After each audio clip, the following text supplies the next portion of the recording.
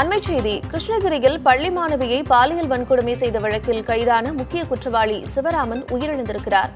ஏற்கனவே எலி பேஸ்ட் சாப்பிட்டு தற்கொலைக்கு முயன்ற நிலையில் சிகிச்சை அளிக்கப்பட்டு வந்த நிலையில் அவர் உயிரிழந்திருப்பதாக தகவல் வெளியாகியிருக்கிறது. அண்மைச் செய்தியை பார்க்கிறோம். கிருஷ்ணகிரியில் என்சிசி பள்ளி முகாமில் 13 மாணவிகளுக்கு பாலியல் தொல்லை கொடுத்ததாக போலி என்சிசி பயிற்சியாளர் சிவராமன் கைது செய்யப்பட்டு தொடர்ந்து விசாரணை நடைபெற்று வந்தது. இந்நிலையில் அவர் உயிரிழந்திருப்பதாக தகவல் வெளியாகியிருக்கிறது. அண்மைச் செய்தியை பார்க்கிறோம். ஏற்கனவே அவர் எலி பேஸ்ட் சாப்பிட்டு சிகிச்சை பெற்று வந்ததாக சொல்லப்பட்டு வந்த நிலையில் தற்பொழுது அவர் உயிரிழந்திருப்பதாக தகவல் வெளியாகியிருக்கிறது. விவரங்களோடு இணைந்திருக்கிறார் செய்தியாளர் பழனிவேல். இந்த பாலியல் வழக்கில் முக்கிய குற்றவாளியாக போலி என்சிசி பயிற்சியாளராக சிவராமன் கைது செய்யப்பட்டிருந்தார். தற்பொழுது அவர் உயிரிழந்திருப்பதாக சொல்லப்பட்டிருக்கிறது. என்ன நடந்தது? கார்த்திகா, கிருஷ்ணகிரி அருகே தனியார் பள்ளியில் என்சிசி பயிற்சி முகாமிற்கு சென்ற மாணவி பாலியல் வன்கொடுமை செய்யப்பட்டார். இந்த சம்பவம் பெரும் பரபரப்பை ஏற்படுத்தியது. இது தொடர்பாக முக்கிய குற்றவாளியான சிவராமன் உட்பட 11 பேரை போலீசார் கைது செய்திருந்தாங்க.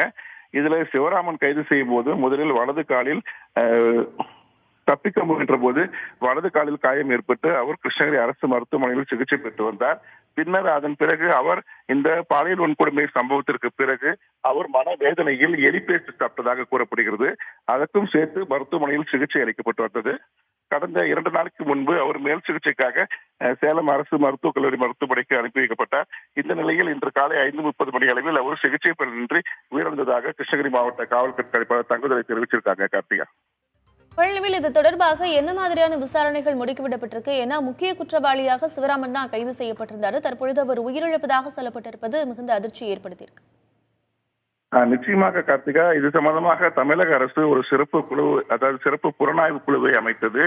மேற்கு மண்டல காவல்துறை தலைவர் பவானேஸ்வர் தலைமையில் ஒரு சிறப்பு புலனாய்வு குழுவும், அதே போல் தமிழக சமூக நலத்துறை செயலாளர் ஜெயஸ்ரீ முரளிதரன் தலைமையிலான ஒரு குழுவும் உருவாக்கப்பட்டது. இந்த இரு குழுக்களும் நேற்றைய தினம் கிருஷ்ணகிரி மாவட்டத்தில் ஆலோசனை மற்றும் பாதிக்கப்பட்ட மாணவிகளை பெற்றோர்களை சந்தித்து கலந்தாய்வு நடத்தினார்கள். அவருக்கு ஒரு ஆலோசனை கொடுத்தார்கள்.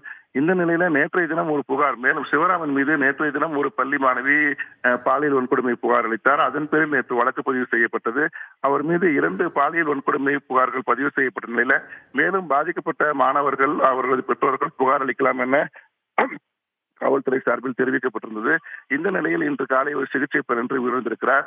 குறிப்பாக முக்கிய குற்றவாளியாக இருக்கக்கூடிய சிவராமன் இதில் உயிரிழந்திருக்கக்கூடிய சம்பவம் காவல்துறையையே ஒரு அதிர்ச்சி ஏற்படுத்தியிருக்கு. ஏனென்றால் இந்த வழக்கின் முக்கிய குற்றவாளி அவர்தான். அவரை மையமாக கொண்டுதான் இந்த வழக்கானது நகர்ந்து கொண்டிருந்தது. தற்போது அவர் உயிரிழந்த நிலையில் இந்த வழக்கு அடுத்த கட்டத்துக்கு எப்படி செல்லும் என்கிற கேள்வி எழுந்திருக்கிறது. கார்த்திகா, மிக முக்கியமான அண்மை செய்தி, பாலியல் வழக்கில் கைதான முக்கியமான குற்றவாளி சிவராமன் சிகிச்சை பலனின்றி உயிரிழந்திருப்பதாக சொல்லப்பட்டிருக்கிறது. விவரங்களை வழங்கியமைக்க நன்றி பழனிவேல்.